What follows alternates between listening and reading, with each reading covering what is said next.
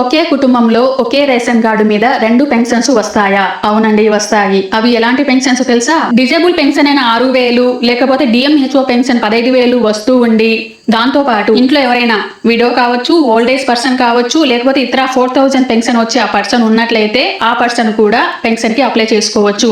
ఒకే ఇంట్లో disable pension plus widow లేకపోతే old age pension 2 కలిపి వస్తాయి, ఎలిజిబుల్ అన్నమాట.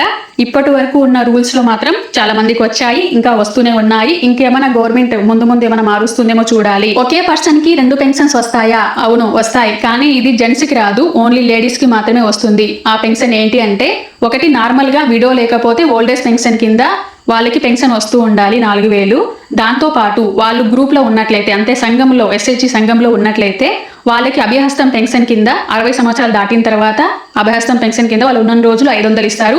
సో 4,500 ప్రతి మంత్ కూడా వాళ్ళకి పెన్షన్ వస్తూ ఉంటుంది. ఇప్పటి వరకు చాలా మందికి ఇంకా వస్తూనే ఉంది. ఇలాంటి అప్డేట్ కోసం తప్పకుండా ఆ పేజీని ఫాలో అవ్వండి. Thank you.